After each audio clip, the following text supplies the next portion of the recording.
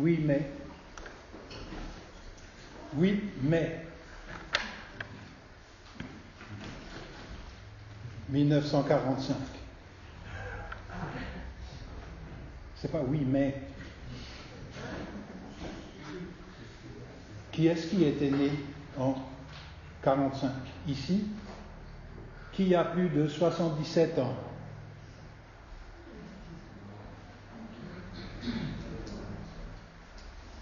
Que Dieu bénisse nos aînés. Merci. Vous aviez quel âge? 82. 80. Vous avez 82. 82. Vous aviez 4 ans, 5 ans? J'avais 5 ans. 5 ans. 45. Oui. Vous aviez quel âge en 45?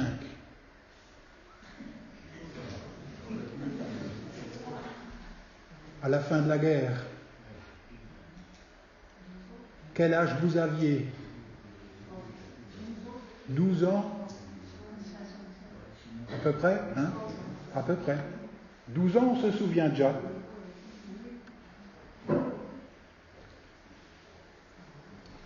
C'est la fin d'une tragédie, hein? Une guerre effroyable.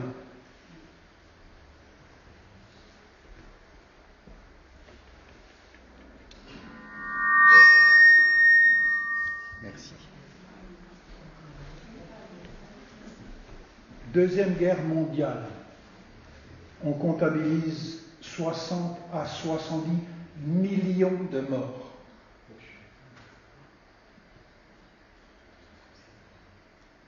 Dont entre 45 et 50 millions de civils.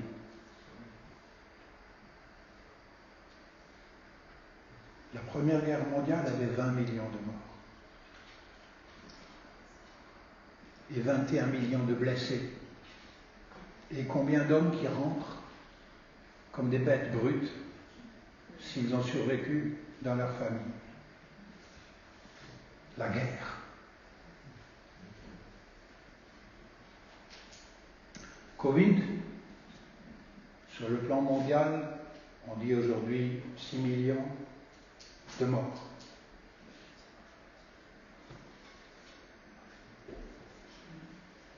Mais certains pensent que c'est possible qu'il y ait 2 à 4 fois plus pour les non comptabilisés.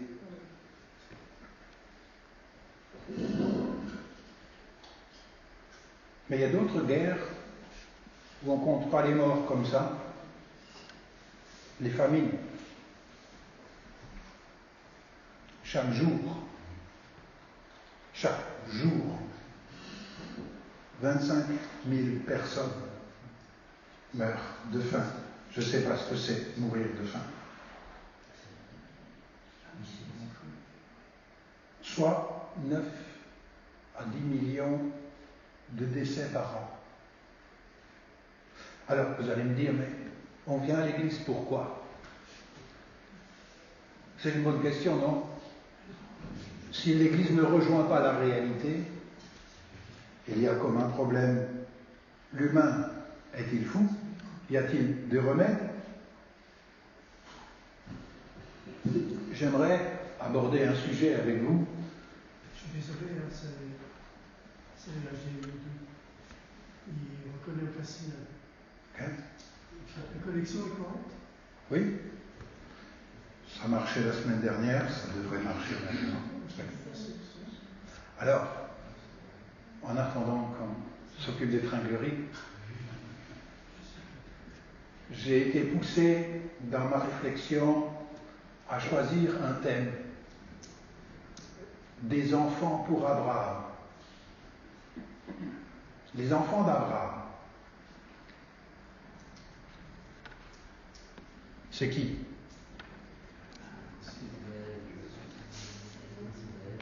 C'est aussi Ismaël, c'est aussi une partie du judaïsme sur le plan biologique. Et j'étais étonné de ce que fait cette figure d'Abraham.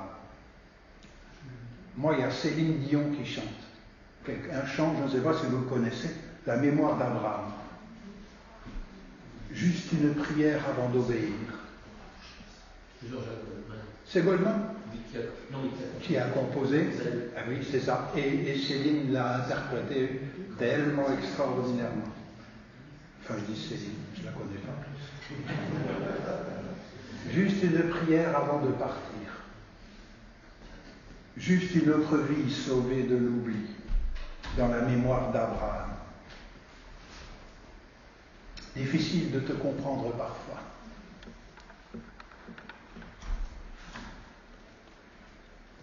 Sinon, on fera 100 à l'ancienne.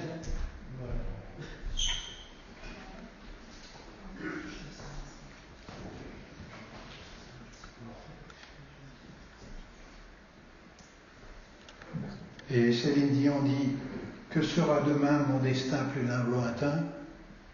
Tu pars sans savoir où tu vas, sans garantie. On aime les garanties pour demain. Hein? Un peu d'amour, de paix et de pain au creux de tes mains. Difficile de te comprendre parfois. Conduis nos enfants pour la fin des temps. Nos enfants pour la fin des temps. Remplis de plus de joie que de larmes la mémoire d'Abraham. Conduis nos enfants pour la fin des temps.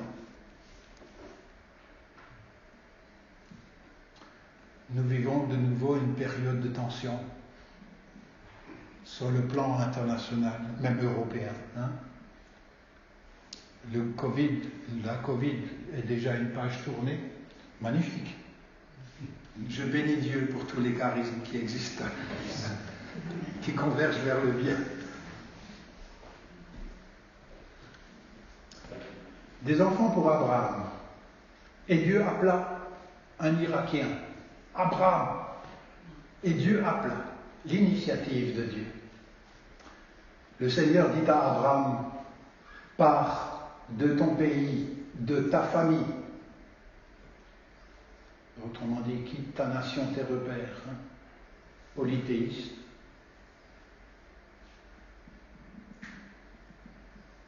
Et violente pour les sous-catégories. Et la maison de ton père, vers le pays que je te ferai voir. Je ferai de toi une grande nation, et je te bénirai. Je rendrai grand ta réputation. Sois en bénédiction. Je bénirai ceux qui te béniront. Qui te bafouera, je le maudirai.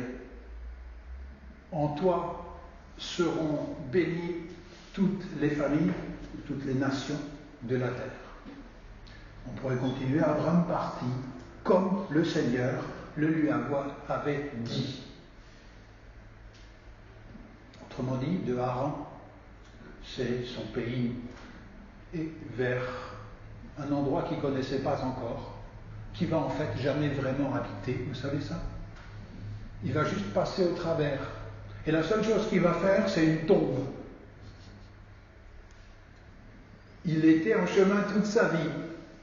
Ses enfants recevront de nouveau des promesses comme celle-là, et petit à petit, ils pourront faire comme un semblant d'habitation dans cet endroit. Pas pour longtemps. Il y aura l'exil plus tard, il y aura l'occupation. Enfin, une histoire. Qu'est-ce que vous savez d'Abraham? C'était à peu près il y a combien de temps? 1860. Ah oui, c'est marqué.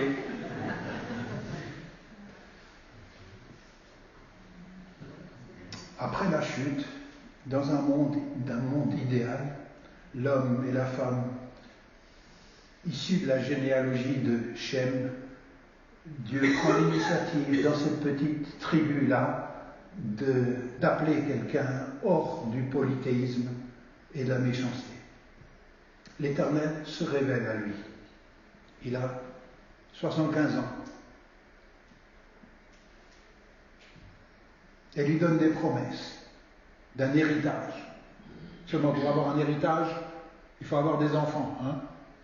Alors on fait comme ce qu'on pouvait faire par procuration au Moyen-Orient dans le temps, c'est prendre une esclave si la femme ne pouvait pas avoir d'enfant. C'était acceptable et légal. Donc il y a eu un enfant et c'était Ismaël.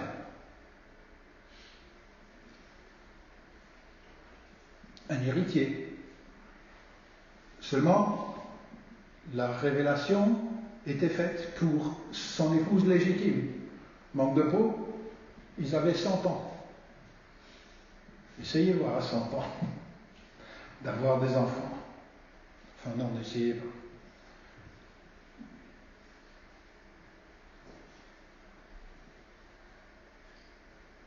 Abraham reçoit cet appel.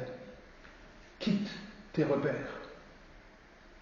Va vers des nouveaux repères. Fais confiance en moi pour pourvoir tout ce qu'une société peut promettre, c'est-à-dire sécurité. Repères. Trouve des nouveaux repères. Il ne quitte pas tout à fait sa nation, puisqu'il reçoit aussi pour les siens, sa nation, une promesse. Les nations seront bénies en toi. Pas par toi, en toi.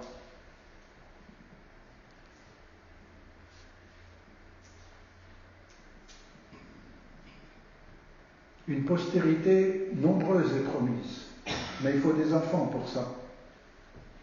Et on voit qu'il y a l'annonce d'un fils au chapitre 15 de la Genèse, chapitre 16, naissance d'Ismaël, et on voit en petit à petit au chapitre 17, il y a la promesse d'un fils avec la femme Sarah et une naissance d'Isaac. Abraham avait 100 ans. 100 ans. Chapitre 21. C'est appelé le fils de la promesse, autrement dit de l'héritage promis par Dieu. Dieu fait alliance avec Abraham.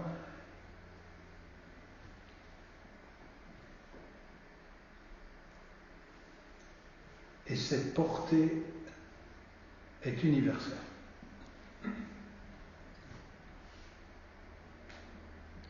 En toi, mais quoi en toi, seront bénies toutes les tribus, nations, familles de la terre.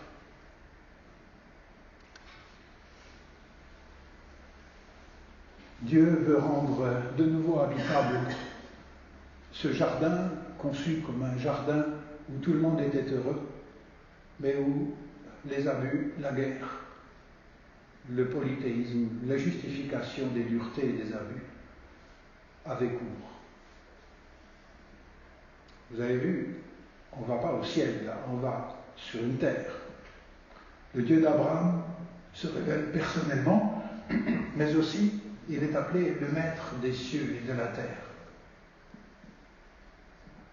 On ne quitte pas de l'hyper-religieux pour arriver à du non-religieux, on quitte de l'hyper-religieux pour arriver à du simplement religieux. Dieu fait cause commune avec Abraham et il fait un contrat d'alliance. Faire partie du peuple de Dieu, c'est un contrat d'alliance qui engage deux parties. Je serai ton Dieu, je te bénirai. Et par toi, je bénirai les familles de la terre.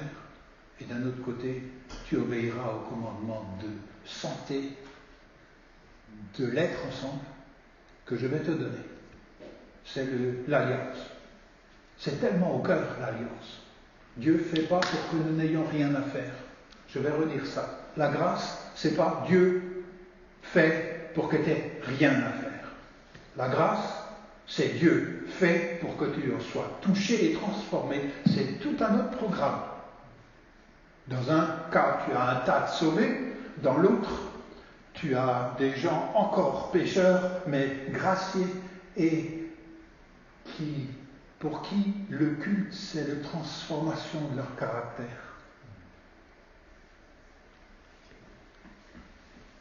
Et il donne des héritiers et des enfants inattendus. Retenez ça, inattendu.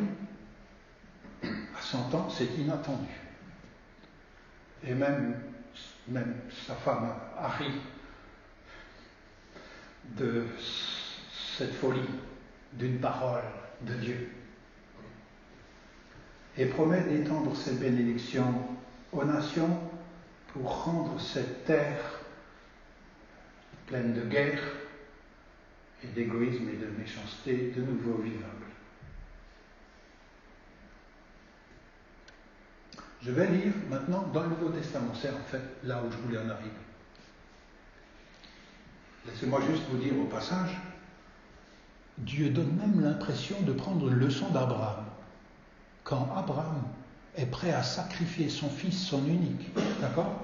Donc l'objet de ses promesses uniques, du fils inattendu, on a l'impression que Dieu prend une leçon d'Abraham en disant, moi je vais, comme si Dieu disait, moi je vais faire pareil avec mon fils, mon unique.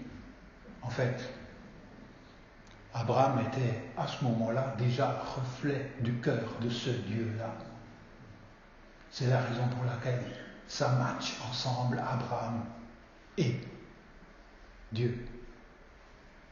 Il le fera, le Seigneur, plus tard, parce que déjà Abraham pensait que si Dieu il a donné un enfant à 100 ans, avec des promesses d'héritage, s'il fallait le sacrifier, le Seigneur se débrouillerait pour le ressusciter. C'est tout un mystère entre l'Évangile et cette histoire d'Abraham. Non, ça ne vous a jamais troublé? Qui donne des leçons à qui à ce moment-là? Eh bien, c'est quand même mystérieux. C'est la raison pour laquelle Abraham, notre Père, est le Père de la manière de croire des croyants. Il n'est pas seulement le Père de la manière libre de vivre, en dehors du polythéisme et de l'esclavage et de la méchanceté. Il est aussi et surtout et d'abord l'exemple, le Père, le repère de quelqu'un qui a cru et qui s'est mis en route. Est-ce qu'on est encore en route? C'est une bonne question.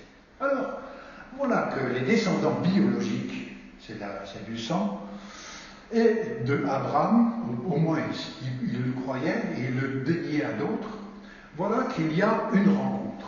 Et qu'est-ce que c'est que les enfants d'Abraham? On voit Jésus qui rencontre des Juifs qui se savent être les chouchous de Dieu, les héritiers presque uniques de la promesse. Et voilà que Jésus dit, vous êtes la descendance d'Abraham. Il le dit à ses compatriotes juifs. Lui aussi l'est. Je le sais, dit Jésus. Mais parce que ma parole ne pénètre pas en vous, vous cherchez à me faire mourir. Laissez-moi juste vous dire, chercher à faire mourir le dissident, le minoritaire, le petit, ça c'est Haran. C'est la patrie qu'il a quittée, Abraham. Il est allé vers une patrie qui ne cherche pas à faire mourir, mais qui revalorise les gens, qui écoutent, qui ne tuent pas. C'est la raison pour laquelle il dit, vous cherchez à me faire mourir. Moi, je dis ce que j'ai vu auprès de mon Père, tandis que vous faites ce que vous avez entendu auprès de votre Père. Ils ripostèrent, notre Père, c'est Abraham. Jésus leur dit, si vous êtes enfants d'Abraham, écoutez bien la suite parce que c'est la clé. Si vous êtes enfants d'Abraham, faites donc le style de vie d'Abraham, le style, les œuvres d'Abraham. À quoi on reconnaît les enfants d'Abraham? À un style de vie, avec des œuvres, à des manières de faire,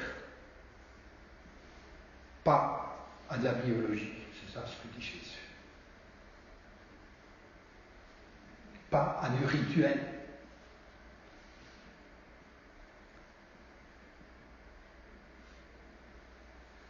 Or, vous cherchez maintenant à me faire mourir, moi qui vous ai dit la vérité, que j'ai entendue auprès de mon Père. Cela, Abraham ne l'a pas fait. Les œuvres.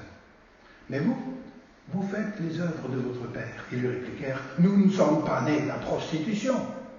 Et nous, c'est la crème. C'est the best of. Excusez-moi, c'est pas marqué comme ça. Hein. Nous n'avons qu'un seul Père, Dieu. Jésus leur dit, si Dieu était votre Père, vous m'auriez aimé, car c'est de Dieu que je suis sorti et que je viens. Je ne suis pas venu de mon propre chef, c'est lui qui m'a envoyé. Pourquoi ne comprenez-vous pas mon langage? Parce que vous n'êtes pas capable d'écouter ma parole. Votre père, c'est pas Abraham. Il dit, enfin c'est Jésus, des fois il s'est remonté les bretelles. Hein. Votre père, c'est le diable. Et vous avez la volonté de réaliser les désirs de votre père. Dès le commencement, il s'est attaché à faire mourir l'homme. Vous vous souvenez de la culture d'Abraham initiale? Il y a des cultures de guerre comme ça, vous savez. Et au fait, pourquoi on fait les guerres? Juste comme ça, révision générale de choses simples. Pourquoi on fait des guerres? Pour des intérêts économiques. Pour des intérêts économiques. Le pouvoir. Pour le pouvoir. Pour un féodé. Pour Un féodé. un féodé, mais aussi en réaction à des abus, hein, vous savez? Non? Des guerres. Est-ce qu'il y a des guerres justes? C'est quoi des guerres justes? Puisque tu lances le bâton. Ah, dans la vie, en ce moment, oui. Aujourd'hui, on dit plus juste. On dit à la limite justifiable. Parce que, vous savez, avec une bombe atomique, allez faire des guerres justes.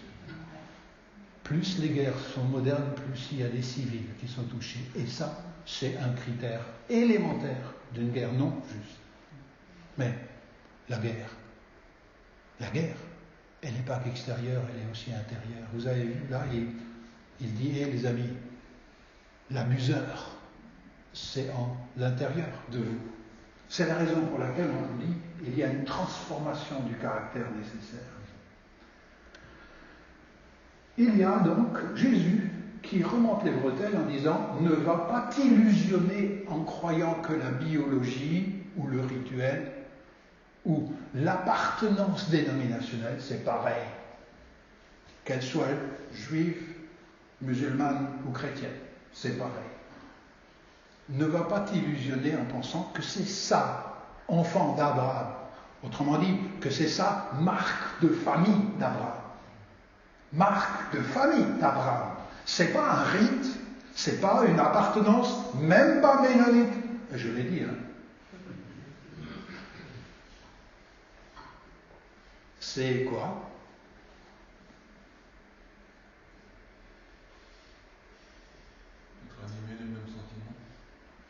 Être animé des mêmes sentiments, être en route vers un pays où il fait bon vivre pour tout le monde, où on ne tue et abuse pas. Mais ça, c'est une école, ça dure. Comment dire? Darby disait, je cite rarement Darby, alors retenez-vous, il disait, la conversion, c'est donner en paquet le renonciation au monde, et tout le reste de la vie, c'est y aller au détail. La renonciation au monde. Tout le reste de la vie, c'est aller au détail, à la renonciation au monde. Au monde de quoi? Au monde qu'on quitte, parce qu'il est abuseur. Et ça prend toute une vie, non? Ça prend toute une vie. Et la grâce de toute une vie, c'est ça qui est en route. Je voulais encore vous lire quelque chose. Maintenant, on est dans le Nouveau Testament, on a parlé de Jésus. On doit parler encore de Jean le Baptiste, parce qu'il va parler de la même chose. Les enfants d'Abraham, d'accord? On ne quitte pas, c'est le sujet d'aujourd'hui. Regardez ce que maintenant Paul dit à des gens de non-biologie juive, donc des non-descendants biologiques d'Abraham, d'accord? Galatie. La Galatie, c'est un endroit où les anciens fonctionnaires romains de Gaule ont été mis pour que l'État romain en prenne soin dans leur vieux âge, parce qu'ils ont bien servi la patrie. Pardon? C'est l'EHPAD. C'est quoi? L'EHPAD. Ah, c'est l'EHPAD des collaborateurs. Je lis avec vous un extrait de Paul aux Galates. Puisque Abraham eut foi en Dieu, c'est ça, il a entendu une promesse, il a eu confiance, il s'est mis en route. C'est ça, foi en Dieu. C'est pas juste puisqu'Abraham est crédule. D'accord? C'est pas la foi qui sauve, c'est la foi dans la promesse de Dieu. Il ne faut pas se tromper, d'accord? C'est pas Abraham croit n'importe quoi qu'on lui raconte. Puisqu'Abraham eut foi en Dieu, et que celui qui fut compté, et que cela lui fut compté comme justice.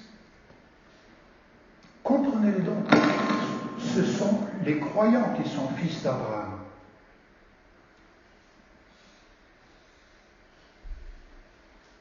D'ailleurs, l'Écriture prévoyant que Dieu justifierait les païens par la confiance, par la foi. Les païens, c'est les Galates, c'est les Gaulois, c'est les Vosgiens, c'est je ne sais pas d'où vous venez. A annoncé d'avance à Abraham cette bonne nouvelle, toutes les nations seront bénies en toi. Et c'est aussi vrai pour l'Irak, d'où est issu initialement Abraham. Qui sont les descendants d'Abraham? Les croyants. D'où ils viennent? Quelle biologie? C'est pas important. Qu'est-ce qui est important?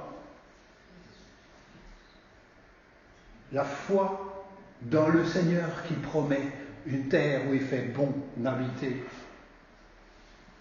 Mais ça, c'est révolutionnaire. C'est la raison pour laquelle Galate dira il n'y a de ce fait plus juif ou grec. Il aurait pu dire romain, hein, il dit grec ici.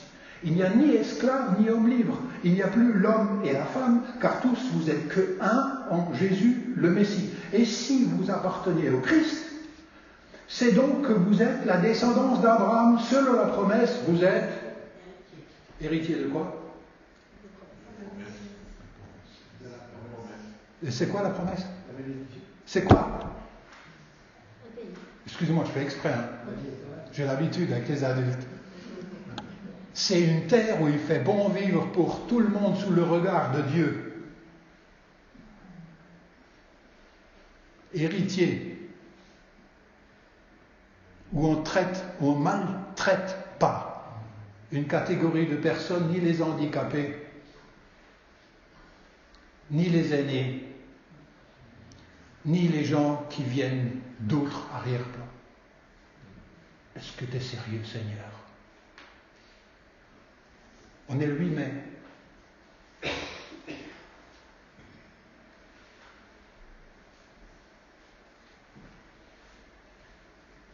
J'ai une citation ici qui m'a plu. La communauté n'est que la terre où chacun peut croître. La communauté paroisse. Qu'est-ce que c'est être membre d'église? C'est de s'approcher d'une terre où on peut donner, par les forces de l'amour libérées en chacun d'entre nous, diversement, des forces où on peut croître dans l'amour. C'est ça qui est intéressant. Membre d'église, c'est pas un statut. À la limite même, ta feuille de baptême initiale ne m'intéresse pas. Si, enfin, sérieux. Mais ce qui est intéressant, c'est comment on marche concrètement avec le Seigneur, comme Abraham, en route. Il ne peut y avoir de croissance que si on reconnaît qu'il y a possibilité de progrès, donc qu'il y a encore plein de choses à l'intérieur de nous à purifier, des ténèbres à transformer en lumière, des peurs à transformer en confiance. Et plus on avance dans l'observation des paroisses, allez, on dit ici église locale ou assemblée, peu importe, vous pouvez l'appeler synagogue aussi, ça m'est égal. Plus on avance dans l'observation de la foi en Christ, plus on découvre qu'il ne s'agit pas tant de résoudre des problèmes. Il y a des gens pour qui Église égale problème. Non? Ils sont hantés par cette idée. Elle n'est pas attractive. Et à apprendre patiemment à vivre avec les problèmes. C'est ça l'Église. Méfiez-vous de notre Église qui est parvenue, vous savez.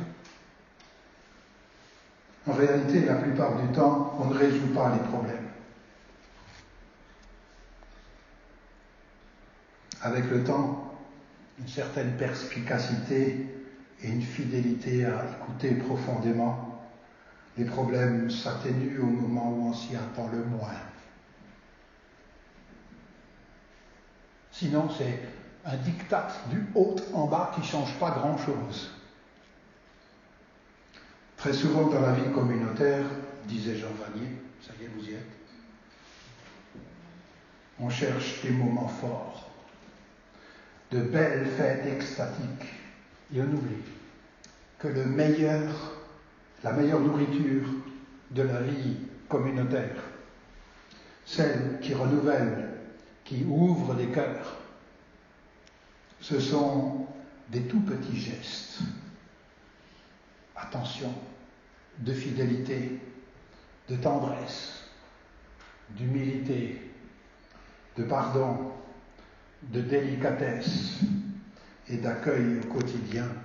Dieu fait des enfants surprenants à Abraham. Vous avez vu pourquoi je dis surprenant? Parce que c'est bien ce dont on parle ici. Membre de l'Église, c'est une fonction avant d'être un statut. C'est se ranger dans un vaste programme de restauration. Alors, on n'est pas des spectateurs de l'Évangile. Vous êtes d'accord avec ça? On est des acteurs.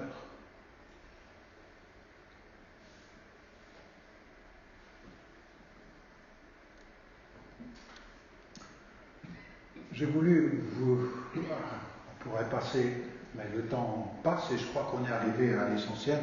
Oui, c'est vrai, le temps passe trop vite. Enfants du Père des croyants, dans la promesse divine pour rendre une terre viable. Car Dieu a préparé pour nous un héritage. Ça, c'est le Nouveau Testament. Chez un tout autre, dans une épître de Pierre. Non, une épître de l'apôtre Pierre. Parce qu'au sujet des pierres, un jour, Jean le Baptiste dit que Dieu peut faire des enfants d'Abraham avec des pierres. Parce qu'il y en a qui disaient, nous sommes enfants d'Abraham, et ils avaient cette prétention d'un salut par l'appartenance ethnique ou religieuse. Et Jean le Baptiste lui dit, avec ces pierres, Dieu peut faire. Pierre, c'est inerte. C'est comme si vous vous considérez comme inerte, incapable d'aimer Dieu, vous êtes concerné par les pierres. Et Dieu peut, avec des cailloux, faire un temple où il habitera. Eh bien, c'est ça, les enfants d'Abraham. Que le Seigneur nous donne cette écoute profonde. Voici la conclusion à laquelle je vous propose la méditation. Là, il est dit, Dieu a préparé pour nous un héritage qui ne peut ni se détruire, ni se corrompre, ni perdre sa beauté. Il le tient, cet héritage, en réserve pour vous, dans les cieux. Abraham n'a jamais vu vraiment de visu la terre dans la justice et la paix à laquelle il aspirait. Mais il y a un héritage prévu par Dieu pour nous tous. C'est extraordinaire de savoir que ça ne s'arrête pas à la mort. L'Éternel connaît les jours des hommes intègres, dit le psaume 37, 18, et leur héritage dure à jamais. Alors Dieu, dans sa grâce, continue à susciter des enfants à Abraham. Et moi, j'ai regardé au travers des ministères dans différents endroits où j'étais. C'est toujours surprenant de voir qui transformé et qui ne l'est pas. Là où on s'y attend, il y a des fois des duretés et on se demande, mais c'est quoi la transformation? Et là où on disait, c'est pas possible, dans un arrière-plan et avec un vécu comme ça, que Dieu fait une récup tellement extraordinaire avec des femmes et des hommes, des jeunes et des moins jeunes, pour continuer cette promesse dite à Abraham. Nous aussi, ne nous confions pas trop facilement à nos illusions. J'ai été baptisé, je suis ménonite, ou je suis baptiste, ou je suis catholique, ou je suis orthodoxe, ou je suis réformé, ou luthérien, ou méthodiste, ou fils de pasteur. Ça ne vaut pas ça. C'est une grave illusion de penser que c'est Dieu nous doit. Mais c'est une belle chose de savoir qu'à notre tour, nous pouvons devenir fils et filles d'Abraham. Si Abraham est un modèle de foi, Jésus est le médiateur de la vie, celui qui a le Fils. C'est ça, avoir quelque chose avec Abraham. Un modèle de foi à la vie. Nous avons un Sauveur qui est le Prince de la paix.